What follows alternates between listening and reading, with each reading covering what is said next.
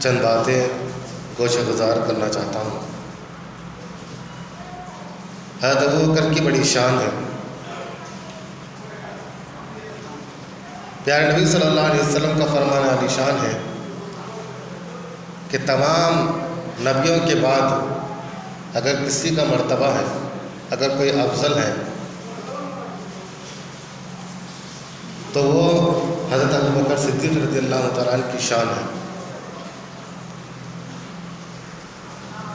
افضل البشر بعد الانبیاء بالتحقیق، افضل البشر بعد الانبیاء بالتحقیق، سب سے اعلیٰ درجہ نبیوں کے بعد حضرت ابوبکر صدیق رضی اللہ تعالیٰ عنہ کا ہے،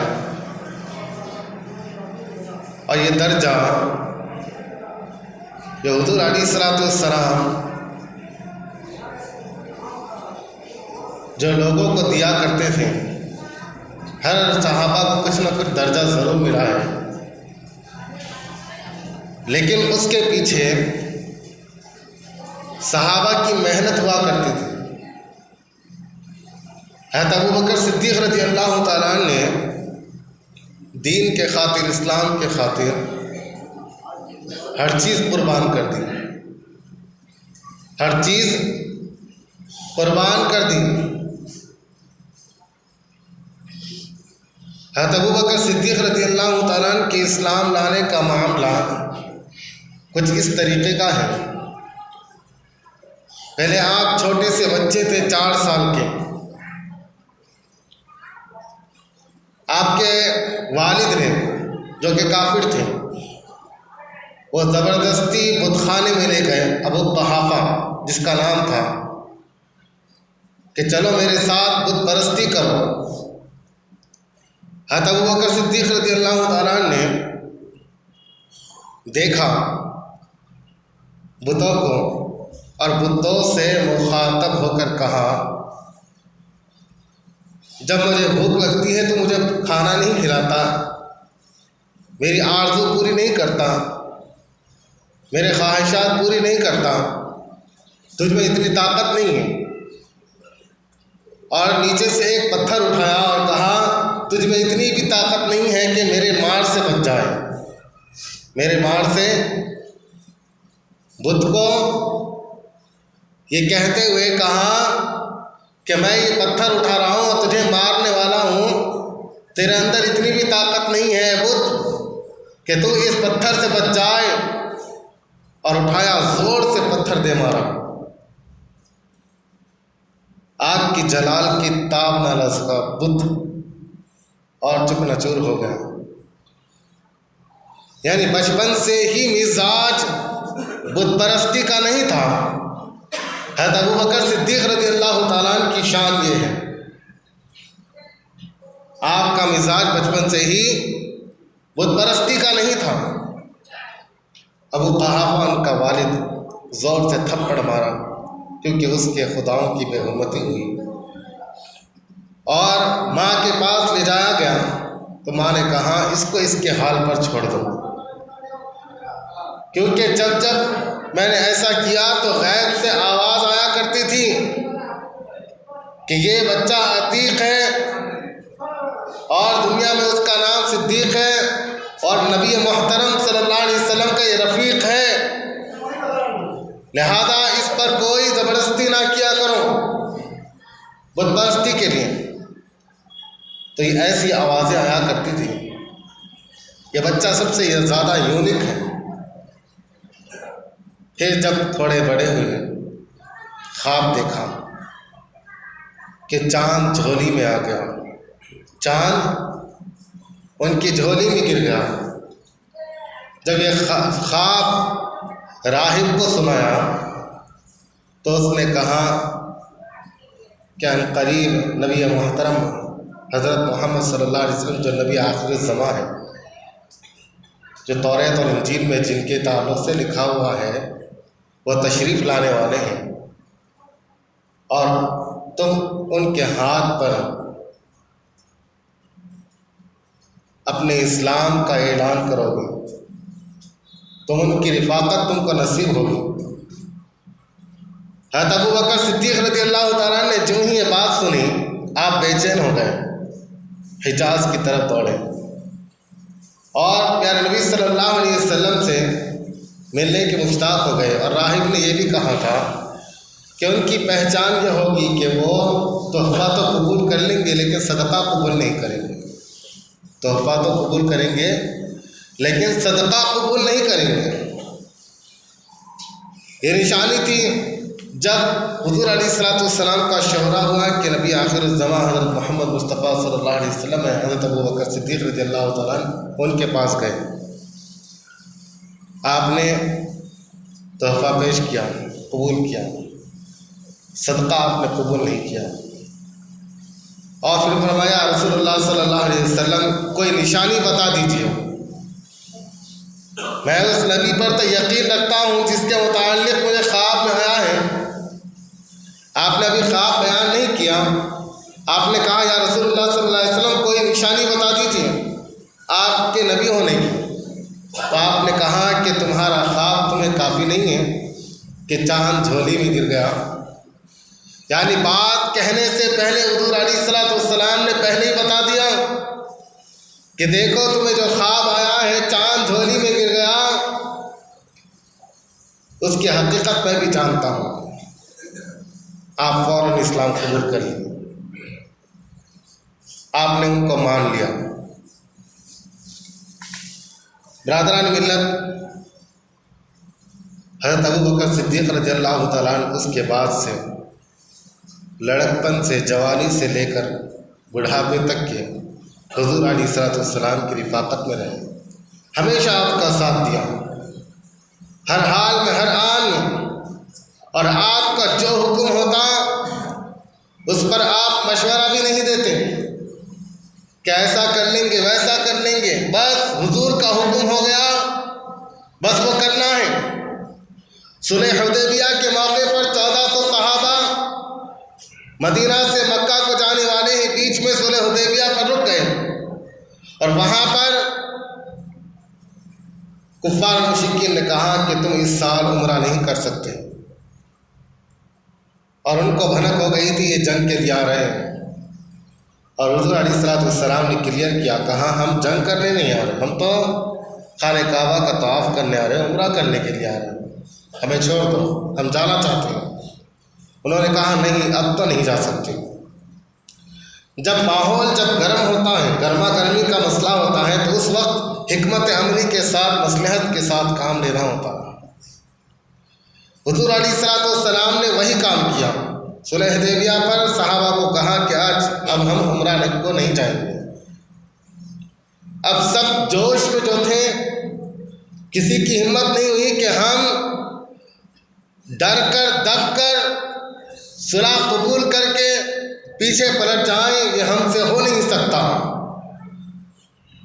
صحابہ تو جانثاری کا نام ہے نا، جانثار کرنے والے ہیں، لیکن جیسے حضرت ابو بکر صدیق رضی اللہ تعالیٰ عنہ کو پتہ چلا کہ واپس جانا ہے، تو آپ فوراً احرام اتارے اور حلق کیا، اور اس کے بعد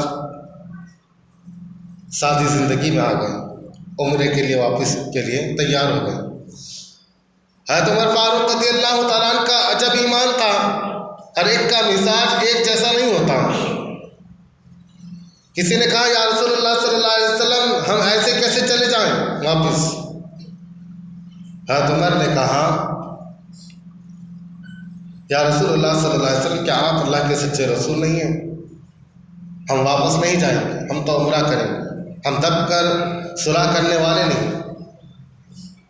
حضور نے کہا کہ یقیناً میں نے کہا تھا کہ عمرہ کرنا ہے، لیکن یہ تو نہیں کہا تھا اس سال ہی کرنا ہے۔ تو بتانا مقصد یہ ہے کہ حضرت ابو بکر صدیق رضی اللہ تعالیٰ عنہ کی شان یہ ہے کہ جب حضور کا حکم ہو جاتا تو اس میں چوں اچرا، کیوں، کیسے، کب، اس قسم کی باتیں ہوا ہی نہیں کرتی۔ یہ حضرت ابو بکر صدیق رضی اللہ تعالیٰ عنہ کی شان ہے، آپ کا ایمان۔ حضرت ابو بکر صدیق رضی اللہ تعالیٰ عنہ کے پاس ان کا بیٹا آیا جب وہ اسلام قبول کر لیا، اس سے پہلے اس نے اسلام قبول نہیں کیا تھا۔ اس نے آ کر کہا ہے ابو جان، جب میں دائرے اسلام میں نہیں تھا، کفار مشرکین کے ساتھ لڑا کرتا تھا، ان کی فوج میں تھا، آپ کا سر میری ضد میں آ گیا تھا، آپ کا سر میری تلوار کی ضد میں آ گیا تھا، لیکن میں باپ کی شفقت اور محبت کی وجہ سے میں نے چھوڑ دیا آپ کو۔ حضرت ابوبکر صدیق رضی اللہ تعالیٰ نے کہا اگر تیری جگہ میں ہوتا تو میں تیرا سر قلم کر دیتا، کیونکہ اسلام میں اس چیز کی اجازت نہیں ہے، رشتہ داری کو ملحوظ نہیں رکھا جاتا بلکہ اسلام کو ملحوظ رکھا جاتا ہے۔ جب بھی مسلمان لڑتا ہے اسلام کے لیے لڑتا ہے، اللہ اس کے رسول کی رضا کے لیے لڑتا ہے۔ اگر تم میرے ضد میں آ جاتا تو میں یہ نہیں سوچتا کہ تم میرا بیٹا ہے، میں تیرا سر قلم کر دیتا۔ یہ ایمان، یہ یقین حضرت ابوبکر صدیق رضی اللہ تعالیٰ عنہ کا، حضرت ابوبکر صدیق رضی اللہ تعالیٰ عنہ کی شان۔ چاندنی رات تھی، بی بی عائشہ اور حضور علیہ الصلوۃ والسلام دونوں تشریف فرما تھے۔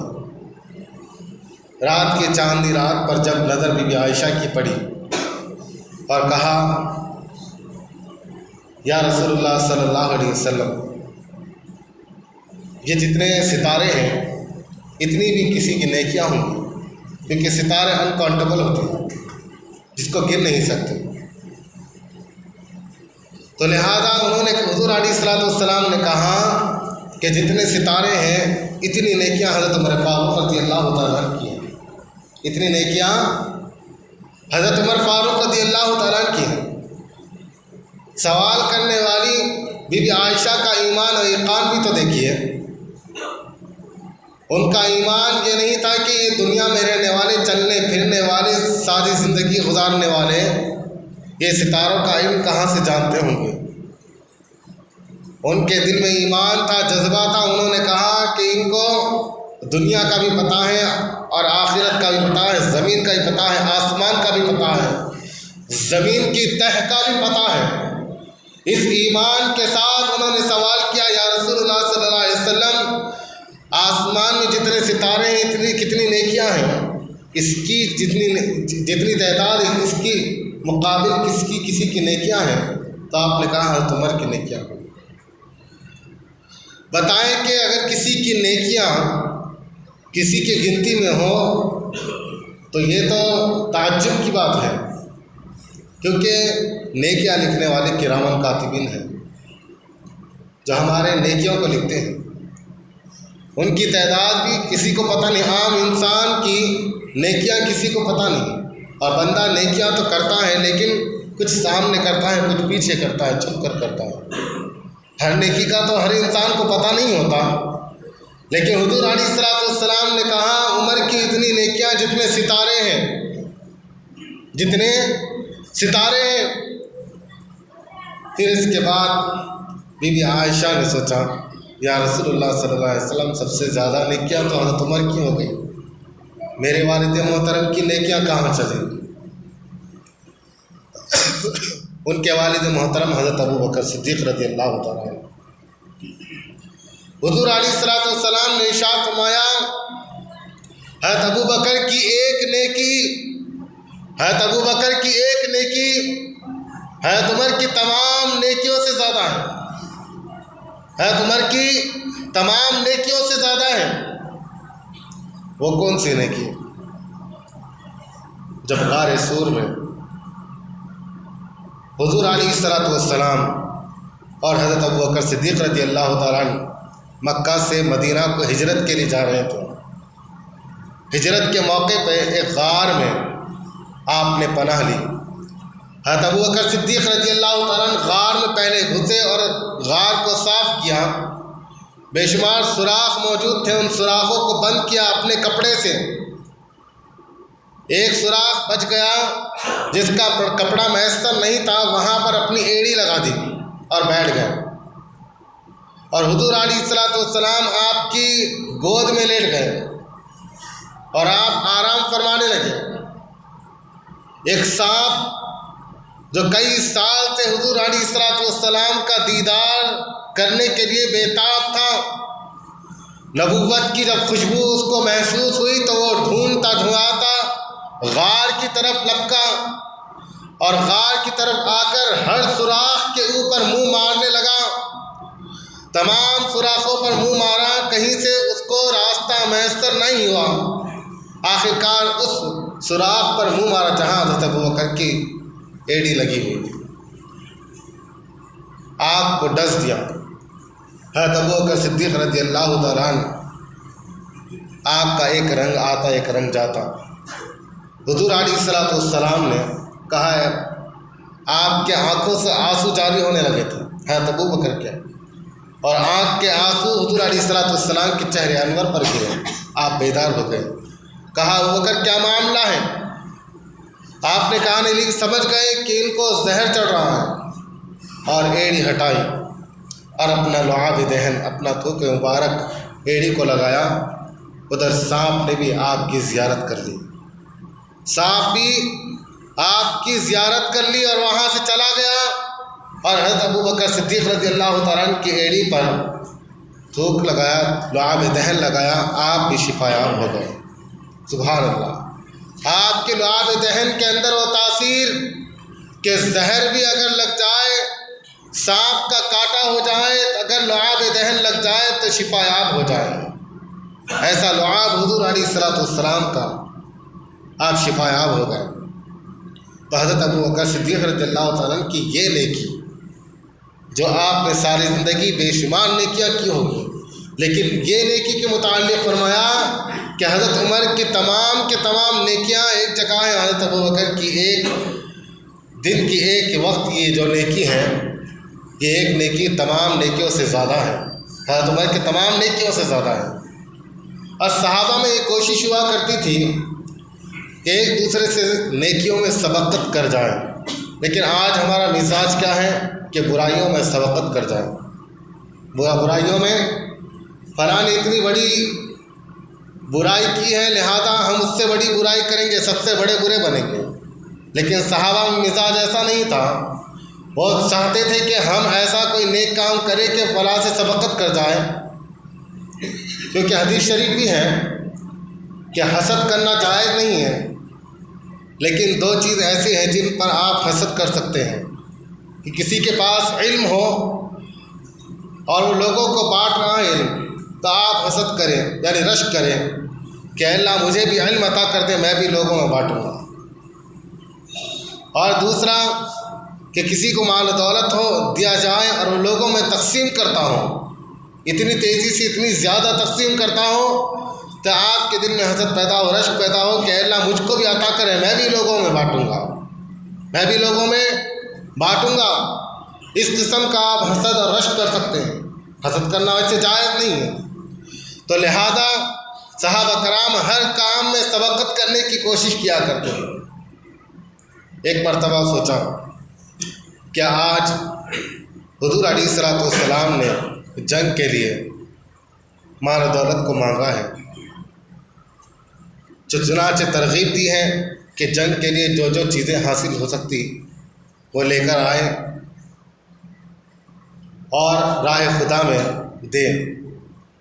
حضرت عمر نے سوچا کہ آج میں ابوبکر صدیق رضی اللہ تعالیٰ عنہ سے سبقت کر جاؤں گا، میں آج حضور کی بارگاہ میں اتنا مال پیش کروں گا کہ حضرت ابوبکر سے سبقت کر جاؤں گا، ان کی نیکی سے۔ دل میں یہ سوچ کر آئے اور حضور علیہ الصلوۃ والسلام کی بارگاہ میں آ گئے۔ حضور نے فرمایا کیا لائے ہوں؟ کہا آدھا مال لے کر آیا ہوں، آدھا گھر چھوڑ کر آیا ہوں۔ اچھا یہاں رکھ دو۔ اتنے میں حضرت ابوبکر صدیق رضی اللہ تعالیٰ عنہ آئے اور حضور علیہ الصلوۃ والسلام نے کہا کہ بتاؤ کیا لائے ہو؟ یا رسول اللہ صلی اللہ علیہ وسلم یہ لے کر آیا ہوں مال۔ کہا گھر کیا چھوڑ کر آئے ہو؟ کہ سارا کا سارا مال یہاں لے کر آؤں، گھر اللہ اس کے رسول کو چھوڑ کر آیا ہوں، گھر اللہ اس کے رسول کو چھوڑ کر آیا ہوں، سارا کا سارا مال یہاں پر آپ کی بارگاہ میں لے کر آیا ہوں۔ حضرت عمر نے کہا، دل ہی دل میں سوچا کہ میں حضرت ابوبکر صدیق رضی اللہ تعالیٰ عنہ سے کبھی نیکی میں سبقت نہیں کر سکتا، ان سے آگے کبھی نہیں بڑھ سکتا میں۔ ان کی نیکی نیکی ہے، ان کی نیکی میں بہت زیادہ خلوص ہے، وہ بہت زیادہ تقویٰ والے ہیں۔ حضرت ابوبکر کی شان یہ ہے، حضرت ابوبکر صدیق رضی اللہ تعالیٰ نے پورا مال لے کر آ گئے۔ یہ حضرت ابوبکر صدیق رضی اللہ تعالیٰ کی شان ہے۔ کیا آج بتائیں نا ہم، اگر ہمارے معاملہ کیا چل رہا ہے آج کل کہ ہماری ساری زندگی، ہمارے ہر وہ پیسہ فکس ہے کہ ڈش ٹی وی کا ریچارج کرانا ہے یا فون کا ریچارج کرانا ہے یا اپنے تمام معاملات برابر چل رہے ہیں، لیکن جب دینے کی باری آتی ہے مسجد یا مدرسے کو یا دین کے معاملے کو تو سب سے پہلے اسے کٹ کیا جاتا ہے۔ اپنی ضروریات کو کم نہیں کیا جاتا، اپنے ضروریات میں اضافہ تو ضرور کیا جا سکتا ہے، لیکن سب سے پہلے کس چیز کو ترک کیا جاتا ہے کہ آج اس مہینے میں ہم مسجد کو نہیں دیں گے، آئندہ پھر کبھی دیکھیں گے۔ اس طریقے کی ذہنیت بن جاتی ہے۔ تو لہٰذا یاد رکھے کہ جب آپ کے پاس حالت اگر خستہ ہے، حالات آپ کے اگر خراب ہے کہ آپ اس مہینے نہیں دے سکتے تو اس مہینے میں دینا چاہیے۔ یہ دینے سے آپ کی خستہ حالت اچھی ہو جائے گی، آپ کی خستہ حالت اچھی ہو جائے گی، کیونکہ جو کوئی فقیری میں اگر کوئی صدقہ کرتا ہے تو اس کو زیادہ ثواب ملتا ہے۔ تنگستی میں، فقیری میں، محتاجی میں جو صدقہ کرتا ہے بنسبت امیر کے زیادہ ثواب ملتا ہے۔ اگر کوئی غریبی میں 1 درہم بھی پیش کرے یا سمجھو 1 روپیہ ہی پیش کرے تو اسے 1 لاکھ کا ثواب ملتا ہے۔ 1 لاکھ کا ثواب ملتا ہے۔ جب اس کے پاس حالت ہی اتنی نہیں تھی کہ وہ کچھ دے سکے، اس کے باوجود بھی وہ کچھ دے رہا ہے تو اللہ رب العزت اس حالت میں اس کو ثواب عطا فرماتا ہے۔ آپ سوچ بھی نہیں سکتے، گمان بھی نہیں کر سکتے۔